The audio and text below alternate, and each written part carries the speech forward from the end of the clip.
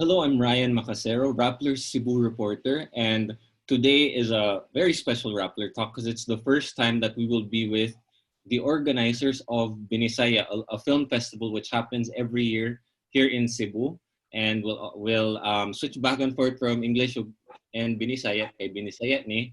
So ako i-introduce ang atong mga kauban karong adlaw. So first is they're all filmmakers and organizers of the festival. Si Keith Delihero, Remton Zuasola, and Danielle and Eden De Los Reyes. So can you introduce yourselves, starting with Keith? Hi, ako si Kit Delihero. Ako ka manghimo kog salida. Usab pod ko sa mga nagkuan sa back end aning Binisaya Film Festival. Okay, and Danielle and Eden? Hi, my name is Danielle De Los Reyes, and I am a producer, and I also help in Binisaya activities, so part of the organizing committee of Binisaya.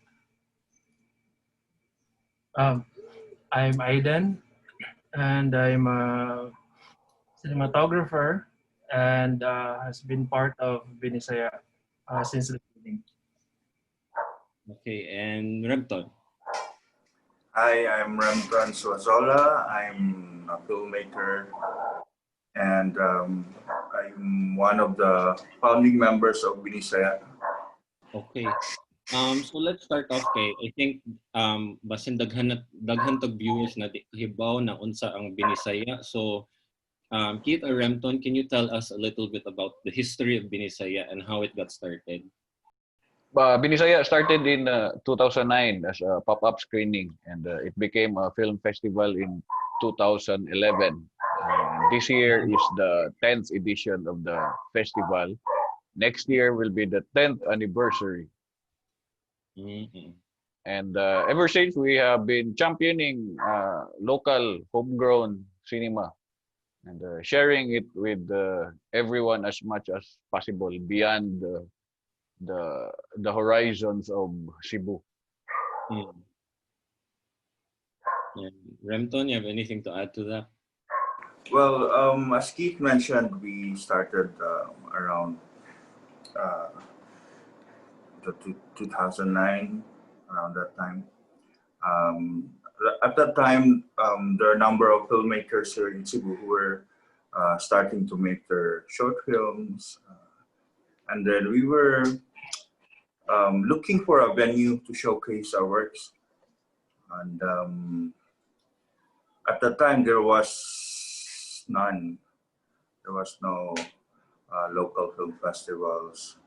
And also, as the film community in Cebu was starting to grow by this time, and we were looking for, aside from a venue to show our works, we were also building a community. And in some ways, Binisaya became this magnet of local filmmaking talents that we, at least once a year, we converge, we meet. Parang it's a sort of fellowship.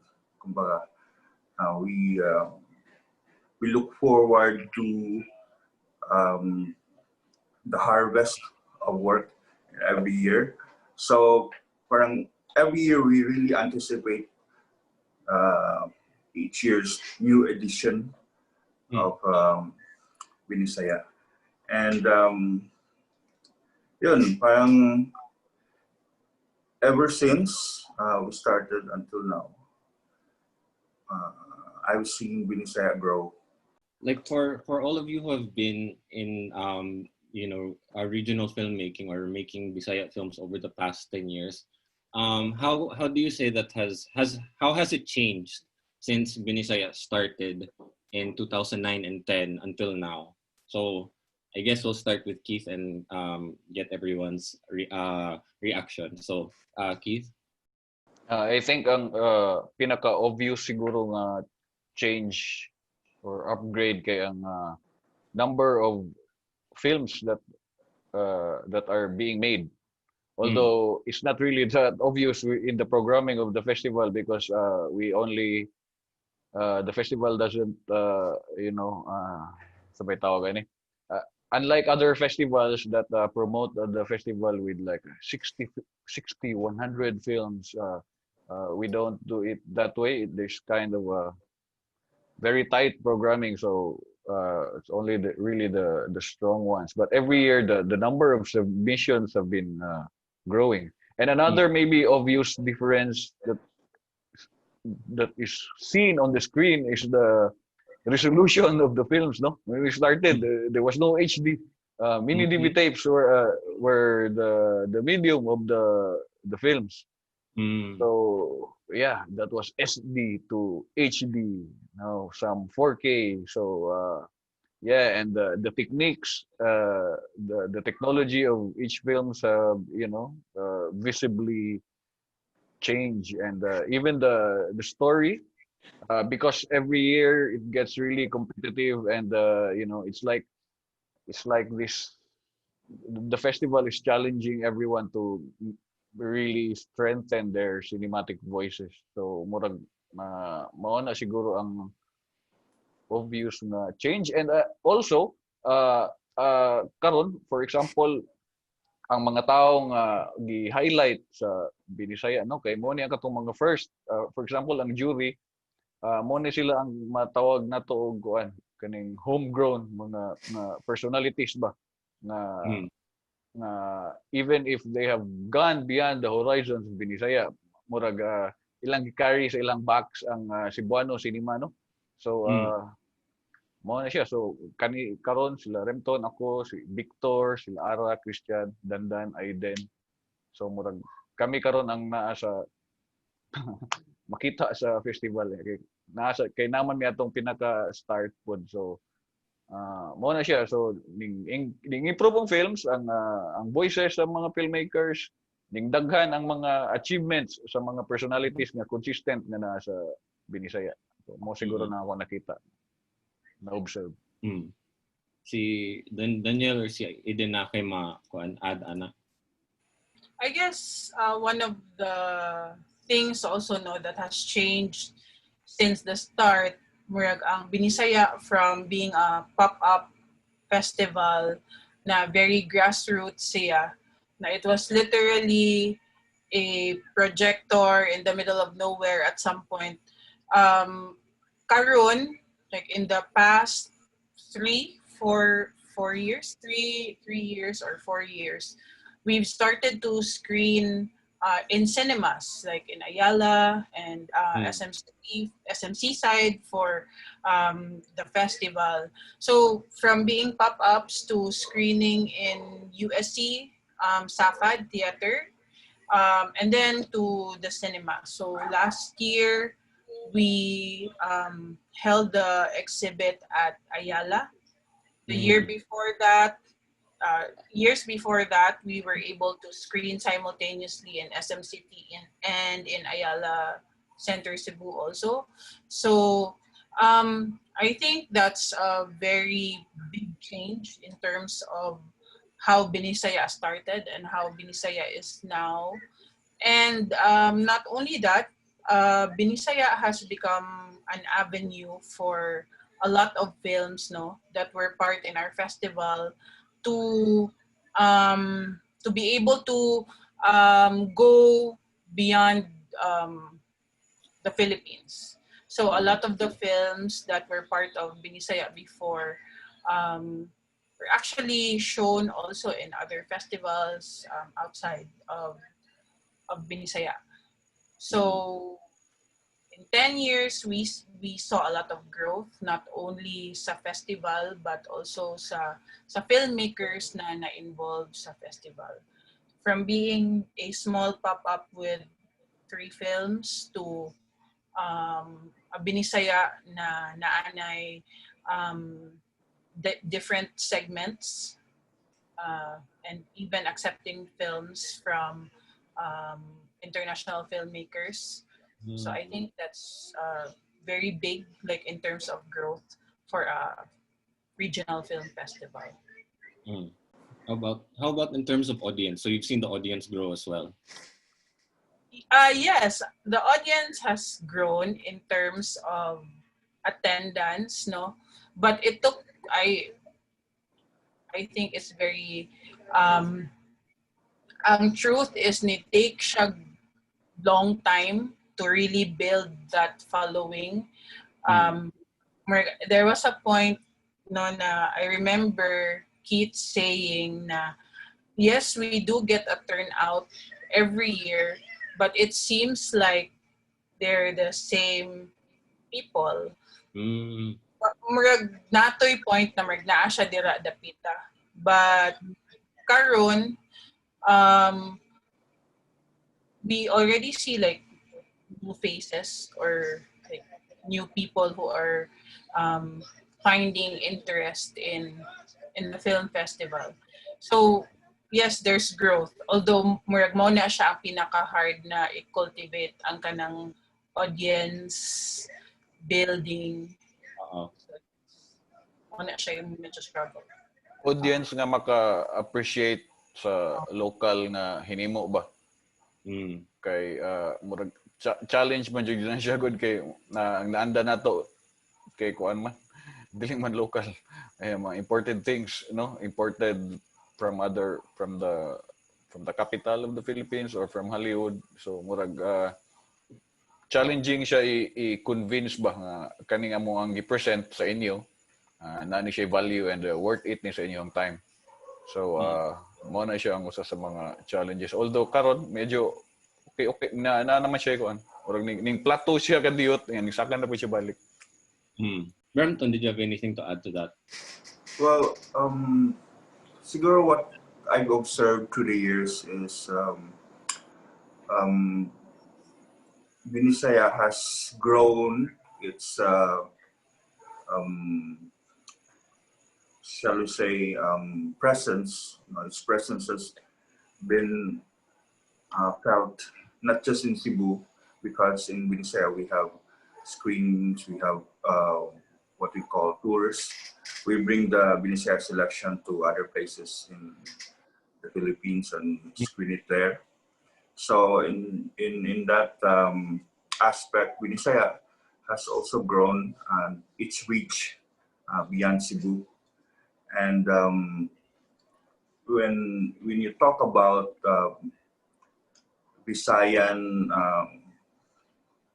film festivals, regional film festivals that are being organized in the Visayas, I think it's safe to say that Binisaya is one of the strongest local film festivals that we have in terms of number of films, quality of films that we show every year. And I think if you ask other filmmakers in the Philippines, most of them know Binisaya. So that's one thing that I've seen through the years. Its recall has significantly increased. I wanted to talk about kay this year's Binisaya in particular, as we all know, natas panahon sa pandemya. So what have been the challenges of trying to put on the Binisaya Festival this year, despite the fact na we all have to stay at home and we can't go to the movie theater and do it the usual way. So anybody have any thoughts on on this year's festival in particular? Actually, I think even despite the pandemic, I think it's probably the easiest edition to mount because there's no heavy lifting. Maybe laylay gamay kay mag anak ka sa computer, mag-compile ka og mga assets, mga inana, imong ikuan. So kana lang siya ba kapoy stressful ang coordinating but the stress is typical and traditional like the physical versions but dako kayo siya nga weight ba ang natangtang dili ka kinanglan makig-meeting para mag-book og venue mga inana di ka kinanglan daghan kayong factors nga na natangtang na Ah, kanang factors nga mo cause og kanang physical things to do, no? And mm, uh, mo na siya. Actually, nag-expect ko nga wala man siguro mo submit og films kay kisa may makahimo og films, but surprisingly even the katong among on the spot nga filmmaking challenge daga man ni appeal. And daghan sa mm, naging submit sa katong amo ang call early this year. mm, Medyo sa early part murag na pressure ko gamay hilaw may nag-submit, but pagduol na may mga nang submit kun, so ah mo na siya siguro murag ironic kayo nga probably mo na siya ang pinakadako na mga gihimo nga program kay nami international films. mm. uh, but at the same time medyo International pero Bisaya ang language. no international everywhere Okay. all languages. So bago na siya mo nga section. Actually dili bago, upgraded siya from the Asian shorts to international short films. So gitawag na mo na siya og Binisaya World. So 15 ka films na siya. Unya mo na surprising siya nga. Gaan kay siya dili siya challenge murag mo work ka siya bisag para or duha ka tawo ang mag-operate. Mm. Mo na siya. Ako Speaking of the 15 films, so what was unique about this year's batch of submissions that made the cut? Like, can you talk a little bit about that? What kind of stories did you get? What kind of filmmakers submitted their stories this year? sige. Naagya po yung mga familiar faces, may mga consistent nga mga personalities nga sige og submit gyapon sila karon. For example, sila ni Ronnie Gamboa, si Ashley. Kadaghan na kay na siya nag-submit nga karon nag-submit gyapon. Nga naa siya mga bag-o nga mga fresh faces. Mao na naay usa ka entry nga gi-record siya via Zoom screen recording, so naa siya daghan sila nga na sila yung murag some game nga ilang duwa nga na story nga nag-blend together sa everything. Ang 15 films, by the way, is the international section. Ang local, ang Binisaya Shorts na exclusive for Bisaya films kay 10 films na siya. Almost 2 hours man siguro ang iyang total duration. And out of the 10, naiduha ka films from Davao. Okay. And most of them were shot during the pandemic or some were shot before? Not all. Naapoy uban, I think majority before the pandemic. I wanted to ask all of you na when you're reviewing submissions, what's for Binisaya, what specifically are you looking for? Rimton. Actually, naabot na to sa time nga sa una, nagitoy time nga kanang kami tanan present mi ba? Na mag-select mi na ko yung mga pictures ana nami sa office sa items. Yeah, mag-discuss mi. Karon kay murag separate naman gud mi geographically. So muna murag ang kani nga year kay kuan ni siya kanang dili na siya as the traditional way nga na ay murag selection committee, murag kuan na lang siya. One programmer ang mag-set. So speaking of that, kung yun sa siya pag-program, siguro pwede na ko ma-share nga ang similar magyapon even this year from the previous years kanang sa ako lang ni perspective basig kuan na ma-add sila ni Remton unya kung yun sa nila pag-view ang programming, but for me kanang sabay tawag ani. Ang point jud sa pag-program sa Binisaya kay kanang dili siya mo decide kung what is good or bad or kuan siya kanang diverse ba murag ang all the range in all of the submissions ganahan mo siyang i-serve sa audience and sa jury, and ang audience and the jury will decide which is good or bad. So murag i-take namo as the festival ang responsibility to present all the things on the table, no? At the same time, strong ang ilahang and confident nga cinematic voice kabaw sila sa ilahang istorya ba. Mo na, and as an effect to that, murag every year nagka-increase ang confidence, and ang katong wala pa'y confidence na tagaan og confidence. Mula na ako na-observe. Kasi si Remton ay maad. Remton. I mean, there are a lot of film festivals around, and I think each festival nagid sila a certain kind of films na murag, in a way, the way they curated it ba. If you say, let's say for example, Sinulog Film Festival, nagid sila a theme and nagid sila a certain type of films nga maugnay lahat, no? And pero so possible na siya nga dili na siya conscious, Renton, kanang subconscious thing na siya. Yeah, but mao na ilang curation in a way.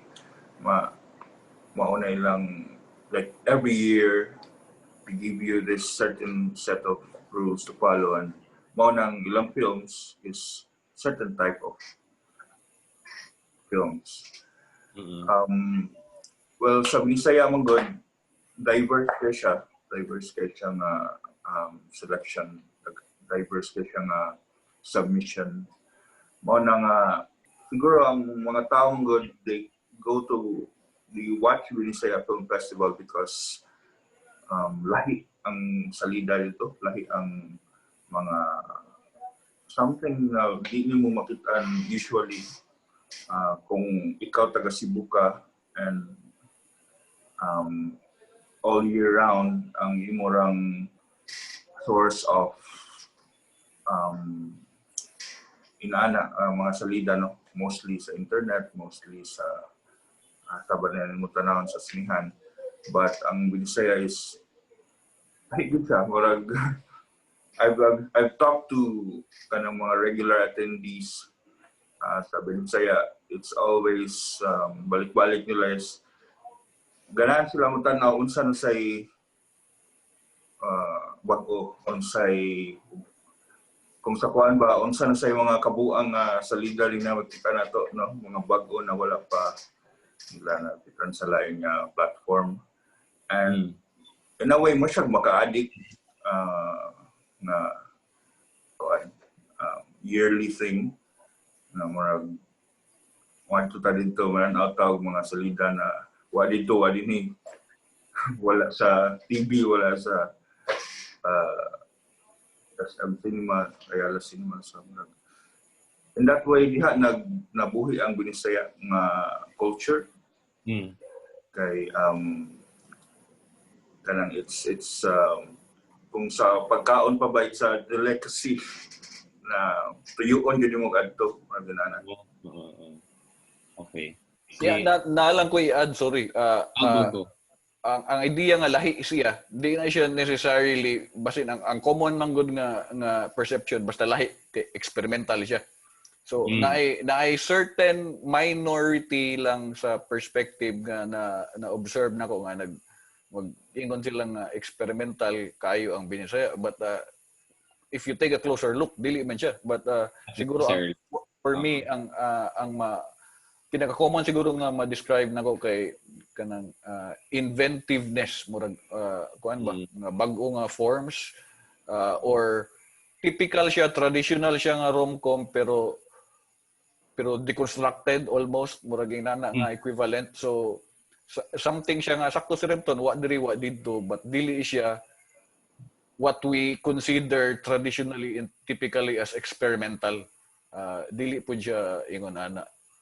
So mo na siya, murag lahi siya sa normal, lahi gyud siya sa experimental.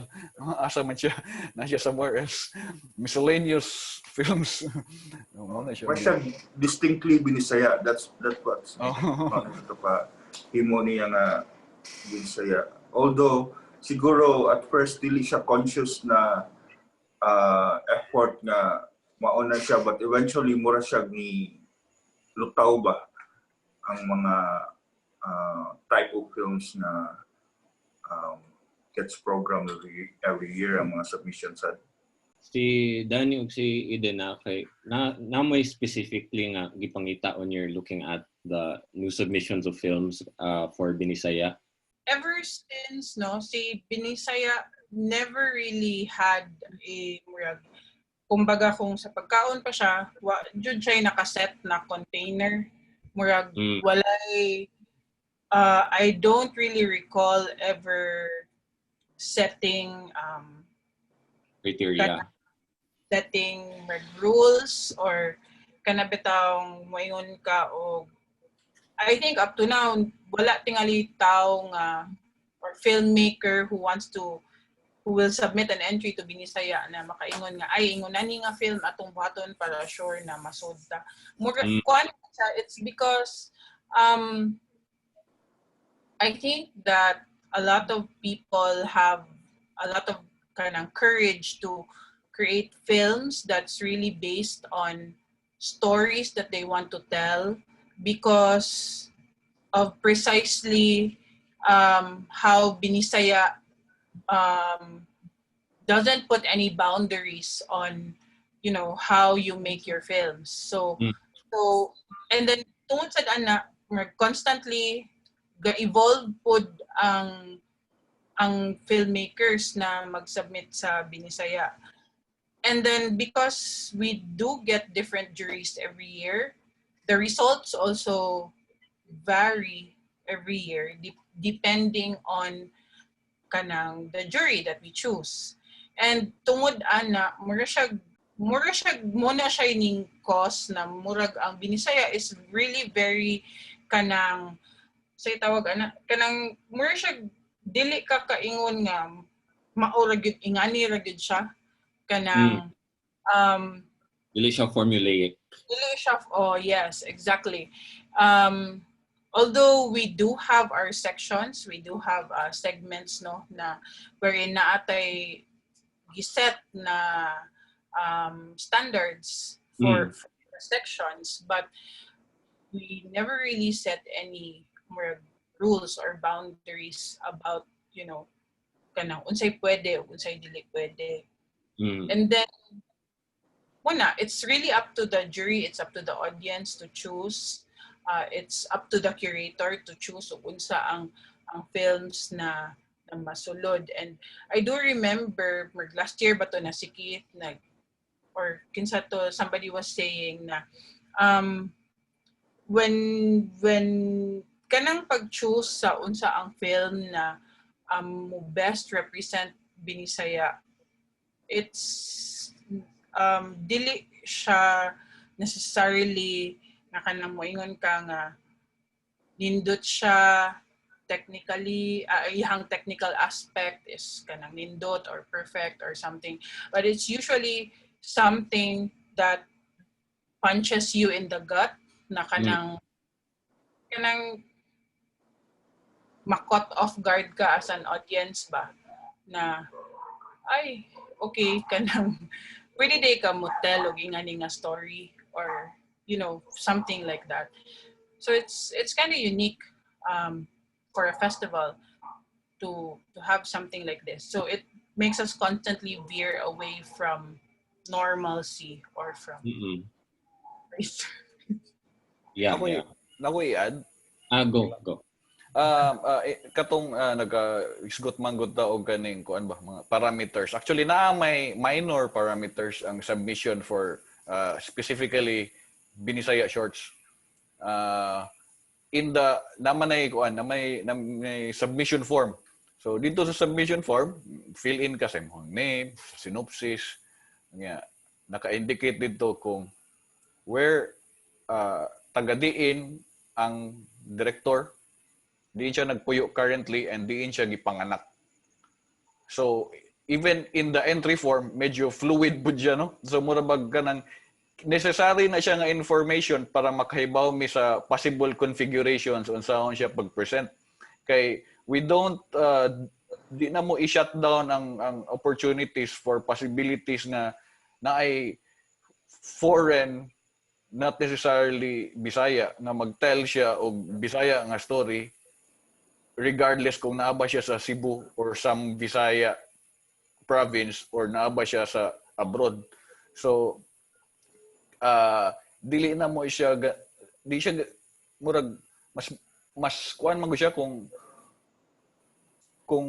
fluid siya in a way, walay container, mas daghang possibilities ba nga pwede nimo i-present sa audience and mas wala kay kanang repetition gani. So mas daghang ang makaimbento og something new.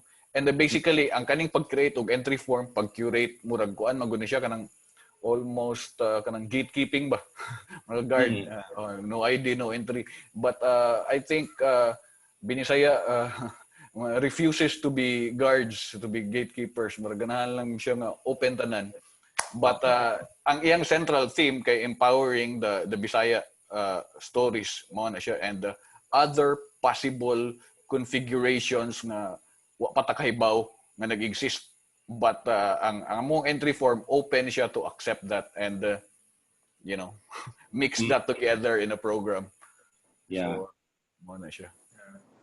Like in the past, there were some siguro mga beginning filmmakers na makabaw sila in part of Binisaya. They always ask me, ganahan mo join Binisaya, tagay mig tips of what kind of stories should we tell, unsa ano pag-shoot, unsa ano pagkuhan para dawaton mi sa Binisaya para makuhan. I always tell them, no, just enjoy yourselves, make a film, tell a story you want to tell. Don't think about unsay kahon na dapat niyo sudlan sa inyong work.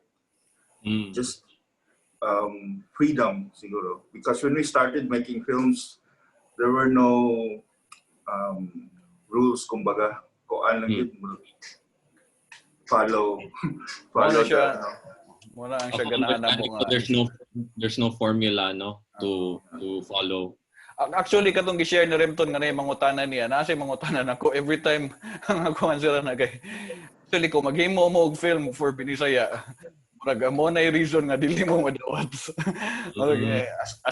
Of course as a joke but half tinuod half joke.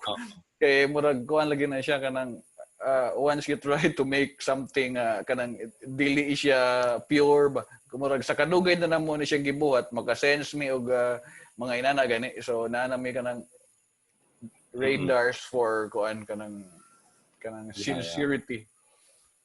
But I wanted to zoom out a bit because I know all of you have experience working in the film industry in Manila as well as here. So I wanted to get your thoughts on a lot of people outside of Cebu have been discovering Bisaya films through Cinema One or Sinag Manila, and more recently the commercial success of Patay na si Jesus. So in your opinion, would you say that there has been a resurgence in Cebuano or Bisaya film, or and why or why not? Or if you have another opinion on it, Keith. So may pasabot sa resurgence. Like like for Bisaya films that are accessible to the national audience. Actually sa experience nako sa pag-champion aning Binisaya everywhere else except Cebu, mas dali siya i-present and i-convince ang mga non-Cebuanos to go. I think I don't know, othering by tawag ako ko ba basig sayop siguro ang term murag basig strong ra kayo basig dili sad basig appreciation lang for something kanang curious ka ba dili ka familiar murag something that feels so familiar but not really or vice versa. So murag mas daghan kung ipanay lang og kanang attendance mas daghang attendance actually kung nami screening outside of Cebu. Pero in fairness sa Cebu, growing sa Judea and very strong na siya nga community and expanding na siya beyond that community. And I guess mo na siya ang dream jud sa Binisaya kay i-prove to everyone to to all the gatekeepers of the society nga naay value ang Bisaya nga salida. Kay ang kuan mo na murag ang tendency ba nga kuan man na Bisaya ba na or ay dili Tagalog, di na siya mahalin murag kuan dili na to na ibaligya. When in fact proven na siya nga naadyo audience ang Bisaya nga salida and ang Filipinos ready na jud siya nga mutan-aw og not necessarily Tagalog only films, tanaw mo ganito og mga anime, mga Thai film, di ba? With subtitles. So what's the difference of watching an Ilocano or Chabacano or Cebuano film, di ba? I think ang nag-stop lang jud na kay ang kuan, ang tigbaligya sa kuan ba? Ang kanang the institution of selling films, no? Murag kuan ba?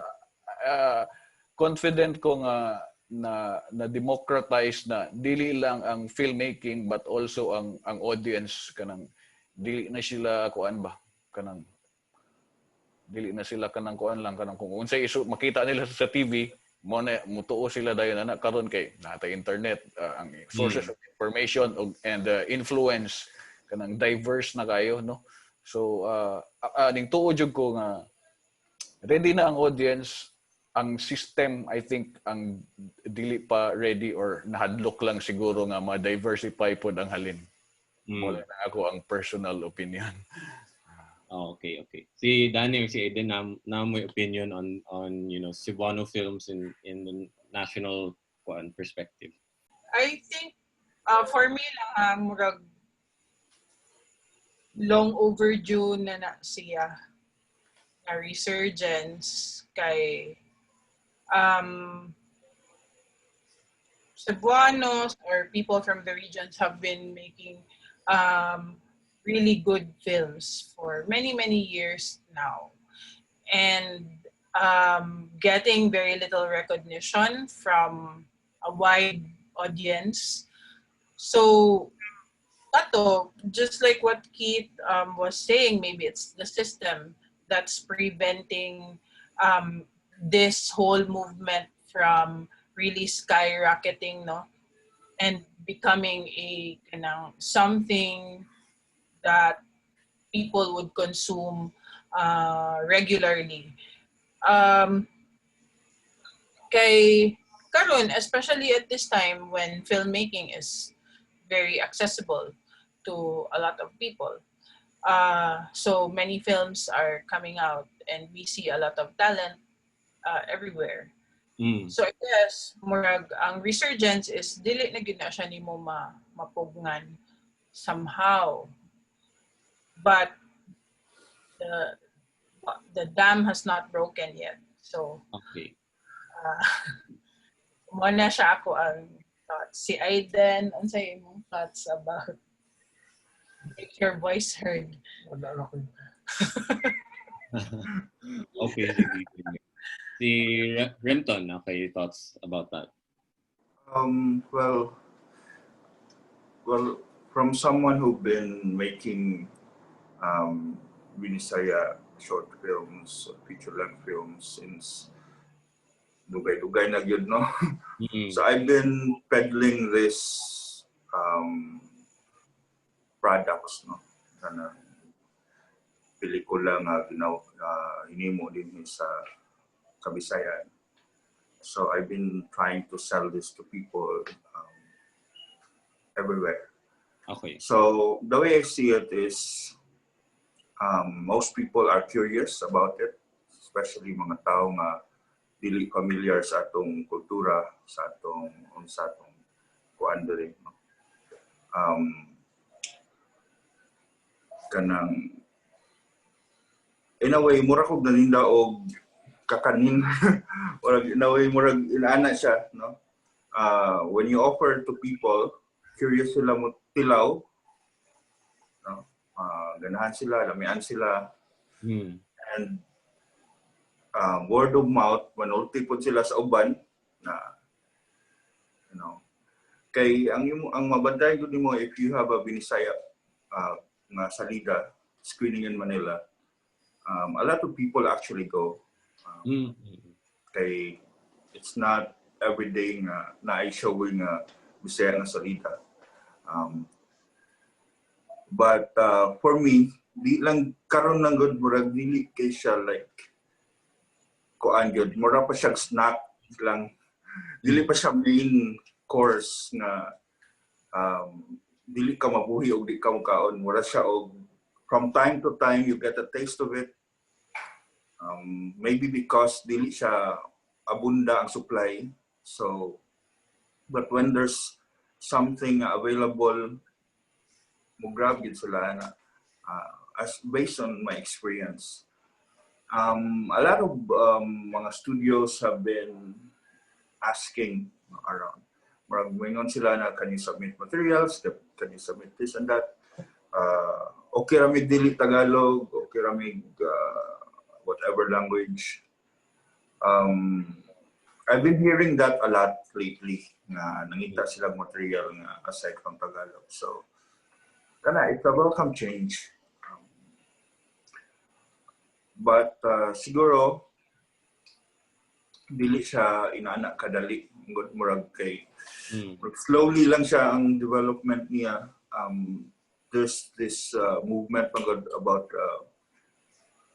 cultivating regional cinema sa Pilipinas, dili lang sa Visayas.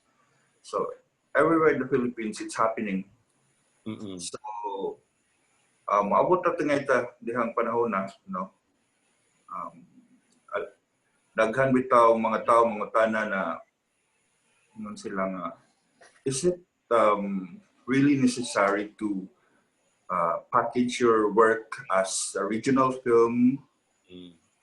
Why can't you just call it a Filipino film? Para nako good. We need to be recognized. We need people to know that we exist. Mao na kinahanglan siya i-brand ang product as original film. Until such time siguro na mahimo siyang commonplace, no? Common na siya na makikita ka o Binisaya salida sa mga sinhan everywhere, then siguro that's the time na kuan di na kay siya hard sell nga imo yung idudlo na original film ni siya. But now we need the people to know that this kind of films exist. I like that. We need people to know that we exist. It brings me to my next question for any of you. Kanang, as in your experience as filmmakers, are there misconceptions or things that people misunderstand about regional or Cebuano Bisaya films in general that you can share with us?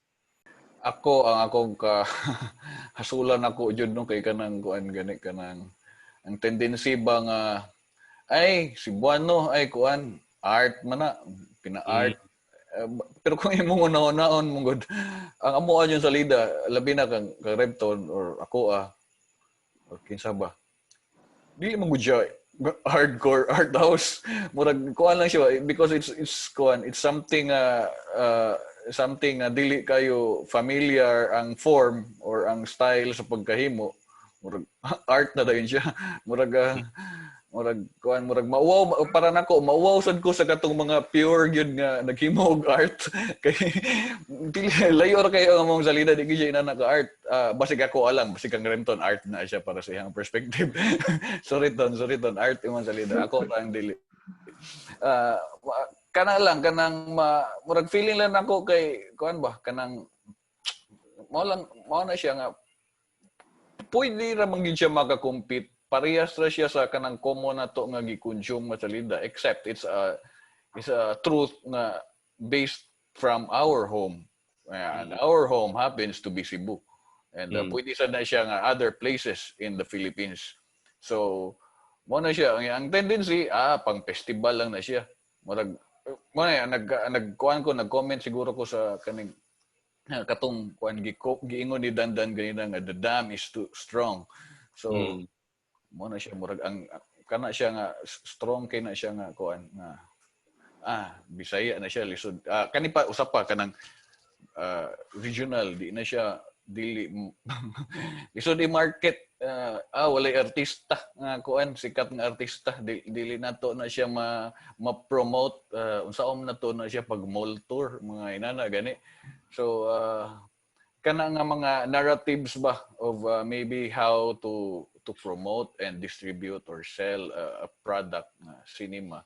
Murag I think in 2020 needs to be updated siguro I think. Kay daghan man kay creative ways nga pwede ganyan case study siguro ang kanang kuan sa example. A24. Grabe kinaka-wild ang ilahang mga products nga gisel no? But they can spin it into something nga kaya nilang ibaligya. And usually ang dams nato din sa Pilipinas kay will only sell it the way they are that is convenient. Murag and I think that's what's making the dam so strong, no? Kay murag empowered siya ba? Naa niyang tanang power, but hopefully kanang nga dam kay i-challenge na siya sa pandemic, and I think it's kind of happening now. Murag ang the ends of the spectrum is slowly being equalized murag because of the pandemic, and ang nasa ubos na empower, medyo ang nasa mabaw struggling, meet na sila halfway, and ang maka-benefit na kita nga audience mas maka-experience ta og fresh and authentic Filipino cinema that reflects our culture and makes us better Filipinos, hopefully. Dili lang ta kanang sheep nga nga yes mao na siya atong tanawon kay na di na atong idol nga nakita nato every day. Inana ba? So ako lang na siya, basig na ay mga sayop din dili na siya wala na siya nagrepresent sa Binisaya. Ako lang na siya personal opinion. Okay. Danny or si Remton? What's that? Oh, okay. Okay, so for me, I think with the case of regional films, anything for people who consume mainstream films ba, kanang atong mainstream dire. Anything from the regions, I think dili para sa tanan ha, pero naglisod ko kung saan ako siya articulate, but basta mura siya, people would always develop misconceptions about stories from the regions because they do not know the stories there. And murag it depends on the audience how they take it ba, na murag ang uban murag ay kanang dili bati na siya for me because that's not what I'm used to, but for others who are open-minded and who see these films murag it offers an avenue for people to bridge the gaps bitaw.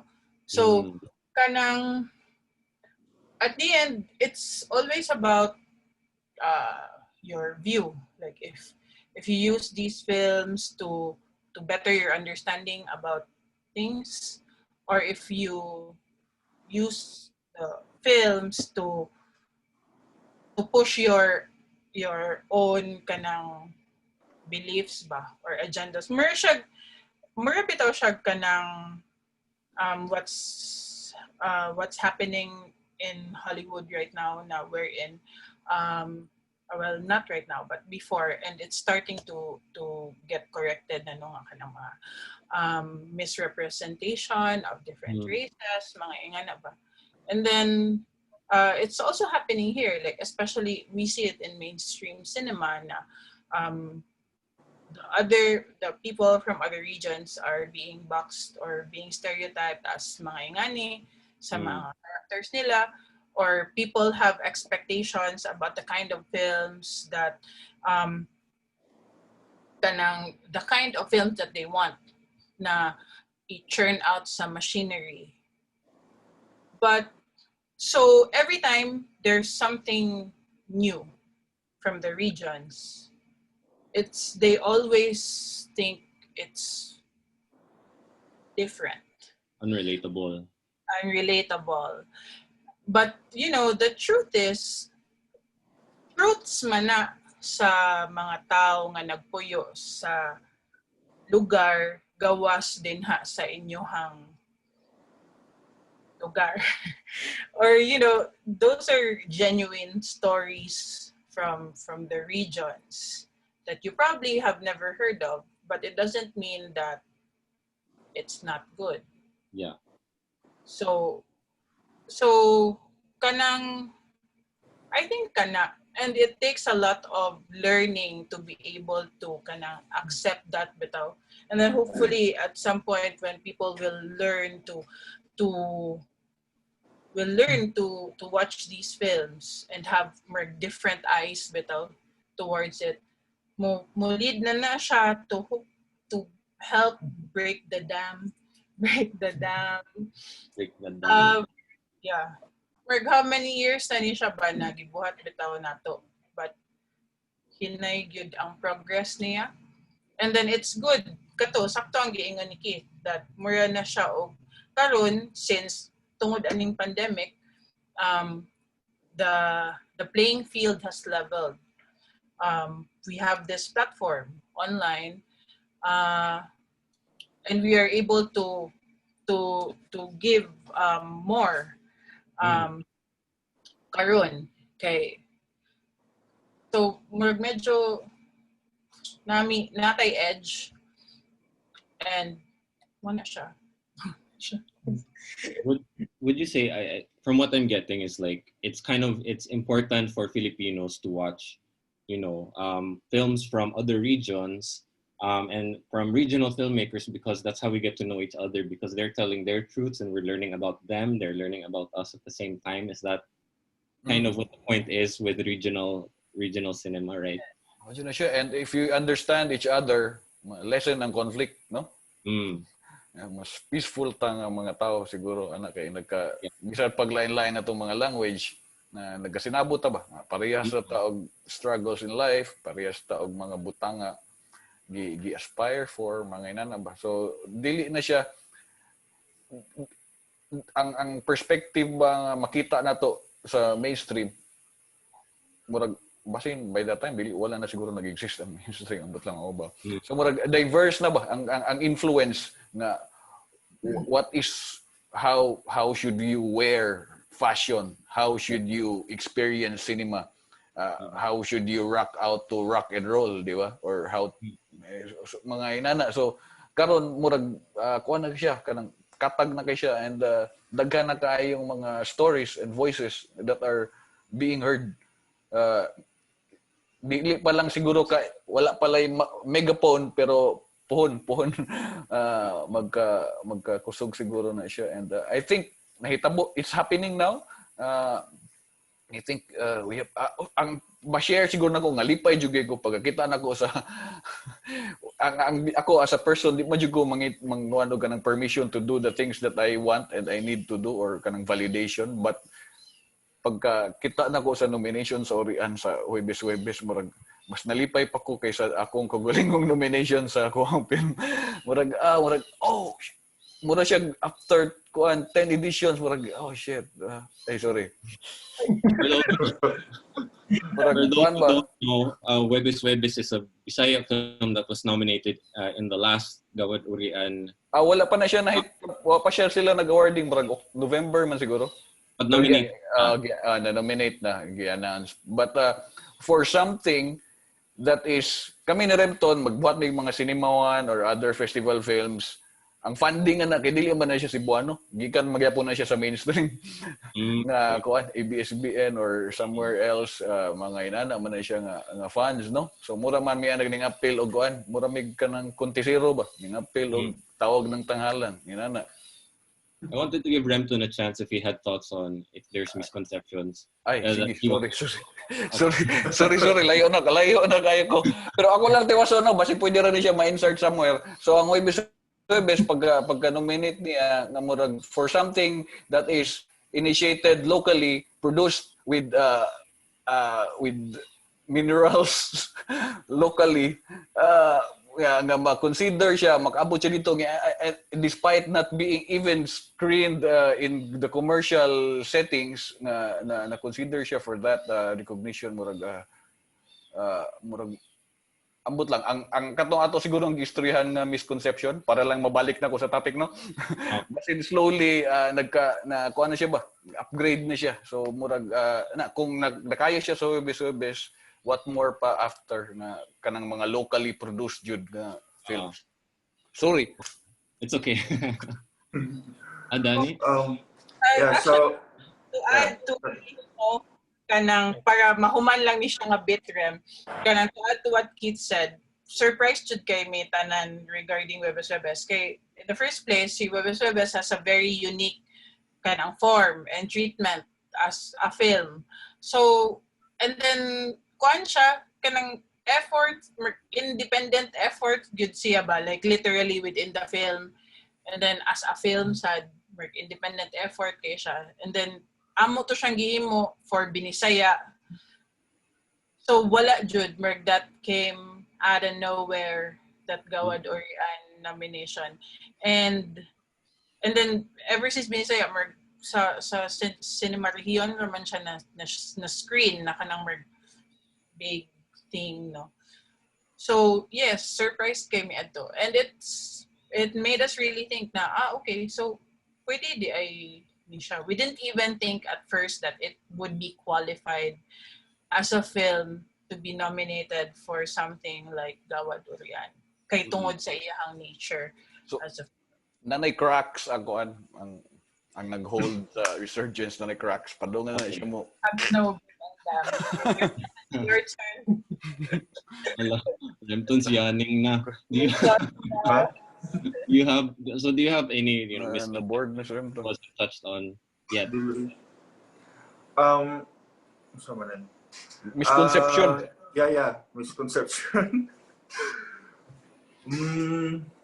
Siguro I've been attending a lot of film festivals. I've been going around mga lain-lain na mga lugar sa Pilipinas, no, mga centers of tawag nato convergence sa mga filmmakers, regional filmmakers, and based sa mga stories sa mga tao, na sila'y observation, no, mga observation sa mga films coming out from the region. Wingon sila nga basta Mindanao nga salida mostly good kanang gubat-gubat yun na, mostly about conflict, about minorities, silent and slow. Kanang mga kuan nila, kanang mga rights ba nga na violate, no, sa mga tao, no. Sa mga Luzon ng mga regional films or sa mga mostly ang observation sa mga tao ingon sila na din ang mga salida mong gawas about poverty, mga tawag sa poverty porn, or mga political kayo ng mga topics, no. And then sa Visayas, mostly observation sa mga tao is ang Visayas ang good mo siya tunga. Ang mga tao kay mga chill ra kayo, mga in a way siguro murag mga Cebuano ba na kalma lang. Sa mga pelikula sa mga gawas dahil mostly na yung mga comedies, or mostly mura siya inner ang journey sa mga stories, mura conflict, inner conflict that deals with self or relationship with other people, or sumura siya like siyang timpla. And most critics I've talked to in Manila, ang ilag yung permi ibalik-balik about specifically Cebuano films is na siya'y irreverence, and ang ila sa observation is ang filmmakers sa Cebu maglusod siya i-pinpoint unsa gyud ang common thread sa mga tao, kay lahi-lahi siya, distinct kay siya ang each one na kanang lisod siya bang i-point na mao niya ang style sa pelikula gikan sa Cebu. But ang common yun nila na makita is kuan siya, mga topics nga medyo gaan, medyo sa sud, no? Murag inner, mostly inner and self struggles sa mood. Di isa nako siya maingon na misconception because siguro mausa na ang ilang nakita, no? Maingon man pa na ang cliche nagikan na siya sa usa ka butang nga sigihag balik-balik and then eventually nahimo siya sigihag gamit, nahimo na siyang cliche. And ang ako lang maingon is ang films from the Visayas or from Cebu Mragusud pa siya isud into a kahon kung unsa siya because lahi-lahi gid siya. And I think it's a good thing. Naglisod sila himo og misconception kay lisod pag gani siya i-describe kung unsa gid siya. Okay. Yeah, murag maula na siguro akong na-observe in terms of how people see our works. Yeah. Daghan pa kayo kog pangutana diri but we're running out of time.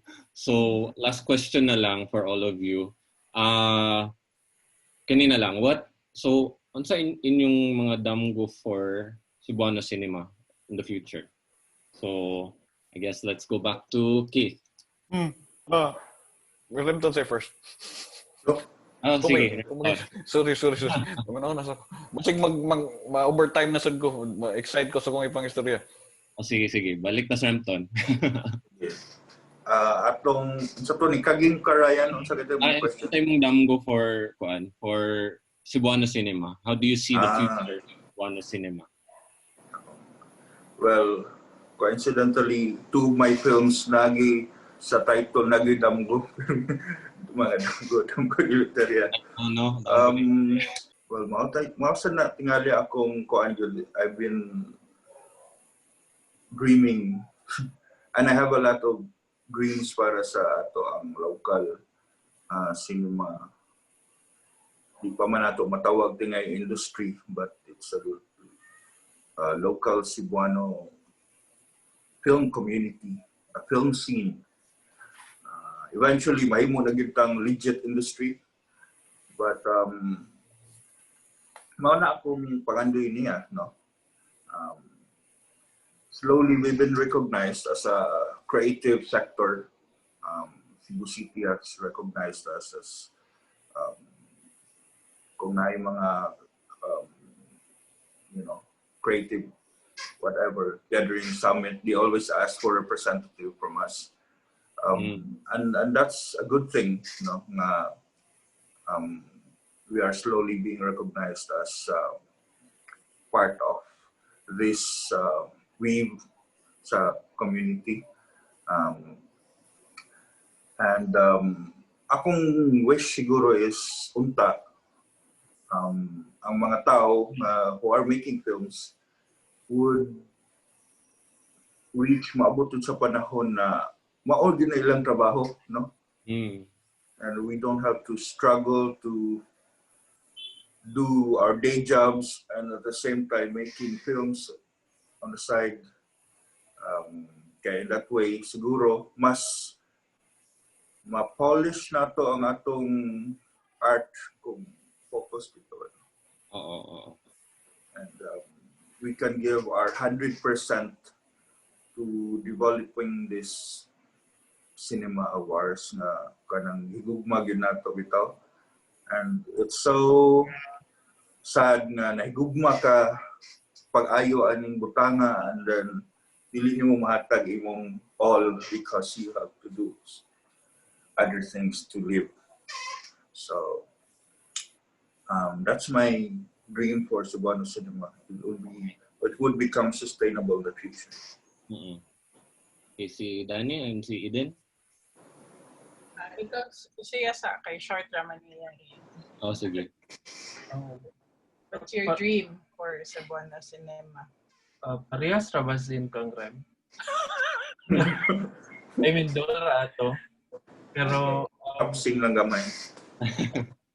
Mura parehas of core siguro sa kang Rev. Pero Pero mas nindot unta gyud nga maka stand alone ang Cebu ba nga we don't have to go to another place like Luzon or kanang Manila to practice or hone our crafts. Kay mas naamang gyud dito, and even the equipment and all those stuff. So I think mas maayo if we can develop the type of infrastructures that we need diri pod sa Cebu. So we won't have to leave. Yes. And for me also, as a producer, I dream of the day na finally kita diri sa Cebu recognize ang atong value. Like every time manggod somebody would like a client from Luzon, from Manila would ask us to do something. There's a misconception, or there's always this they have this idea that Cebu, when you have something done here, it's cheaper. And I'm dreaming of the day na finally mawala na siya, and then ma-recognize me as workers here,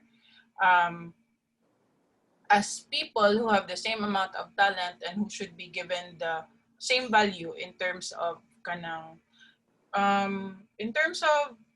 sa financing and stuff. Kanang because we've experienced it before na they always think that they'd like to do something they'd like to do the project in Cebu because it's cheaper.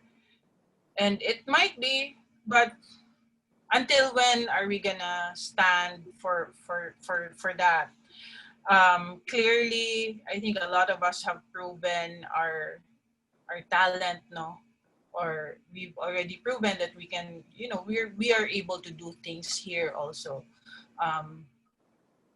So we deserve the same value, and I'd like to see the day na ma-happen na siya. And I think this is connected to what Remton said and what Aiden said, no? Mauna siya akong pinaka-dream, so that we won't have to work, so that we can focus on doing this instead of looking for other jobs so that we can live. Okay. See, and Keith? Masig taas kayo ni. Pwede ko mo share sa ko ang nightmare? Na siya. Okay. Akong i-call lang transition to the dream. Muna siguro na ako yung nani ng mga fears and nightmares because I dream for something better, no? But every time I dream, naalang dyan siyang recurring thing ba nga horror sa kuang murag at this time murag ang mga tao naganaman na kita sa value sa kaning gitawag na to regional cinema murag man na siya og kanang gold mine, no. I'm seeing kana ganing people nga not from our homes, from the outside, bringing bulldozers and taking down the trees and building factories of cinema in our place, and we will work for them. Murag mao gyud ni siya ang ako ang kadlukan. I dream for something economically makapabetter sa filmmakers nato, but siguro hopefully dili unta siya ingon ana, no. Hopefully kung maabot man gani ang time kita ang magtag-iya sa ato ang land ba. Maghimo ta murag sa ingon gini Remton nga pwede na ta makahimo full-time filmmakers murag di siguro in the context of kaning industry. For me I think ang industry para nako basig sayop ko, no, murag sounds a bit kanang boomer. Murag in 2020 I think murag lisod naman for me lang murag dili ko mag-aspire for something based on something nga himo sa una. So whatever that is, kinanglan nato siguro siyang i-invent, and I think it would be something that is based on our values and on our culture na i-respect ba. Walay exploitation sama sa katong gipangingon didandan, equal tang tanan, walay mga other miscellaneous things nga mahitabo, which is always happening in the industry nga atong gitawag, no? Na siya inana. So for me, dili kay ko mag-dream or mag-aspire for a certain industry. Something siguro nga the audience is willing to pay for, nga pwede ta mo survive, and we can work siguro individually, inana nga some new system ba nga dili siya karaan nga ma-keep nato nga clean and green ang ato ang environment. Walay mga mga panghaw din nga nagasuaso, no? Nga naatay mga foreign nga mga boss nga magtrabaho ta sa film to ang atong gimo, pero nag ching ching out ta inig kuan. So murag ganahan bata ana, so dili murag kanang craft ba, mura tag craftsman, murag yana gani nga branded, Remton Suasola, mo tan-aw ko ani kay na itatak ni Remton Suasola, murag equivalent to Louis Vuitton, murag inana ba nga ngan jud siya. So mao na ang ako ang dream nga gihunt og some nightmares here and there. Mao na siya. Okay. So to close it off, can you just give us your closing thoughts and invite our audience to watch Binisaya online this year? So and give us all the information that we need to know. So starting with Remton. Well, since the day we started, we've come a long way, and ako makita because layo na gid kayo ang diferensya sa sukad sa pagsugod sa Bisaya o hangtod sa karon sa iyang current state. And I do hope that we continue to climb, uphill climb to our goals. And I hope nga ang atong mga local audience, ang mga taga Cebu, ang mga taga laing lugar sa Pilipinas, suporta sa ato. Mao na nga I'm inviting everyone to watch this year's edition of Binisaya. Daghan taog pelikula karon na pwede ninyong matanaw, ma-enjoy. Okay ba ko na pandemic karon, so medyo struggle, medyo challenging, but I know na daghan sa tungod sa pandemic na anad na punta og tan-aw og mga pelikula online, mga daghan ng mga online festivals. So I think this is the start of a new normal kind of enjoying films. So let's enjoy Binisaya this year, 2020. Okay, yes. So watch Binisaya Film Festival 2020. So I've recently just realized it, no, 2020 immersion. So it's open to interpretation. So Binisaya 2020, we have 24-hour shootout, we have films in competition, we have Binisaya World, and then we have retrospective for Adlaw Adlaw. Masterclass. We have master class by Remton, Gail, and Victor. So everything, all the information, activities in this year's festival is on Facebook. And then Keith will brief everybody about how to watch the films. So catch Binisaya Film Festival. Keith explain about how people can watch the films. Adto mo sa Binisaya, facebook.com/Binisaya, na dito tanan nga mga links to where you can watch. Dili ni siya free, no, na bayad ka, pero barato ra. Ever since ang Ang Binisaya wala jud na siya nag-promote og kanang kuan cinema nga kanang kuan ba kanang mapunit ra nimo. So ganahan namong i-convince sa mga tao nga bisan blood, sweat and tears lang ang puhunan na sa mga salida na siya value no. So atong anaro na to ang self nga mo pay ta for something that is local.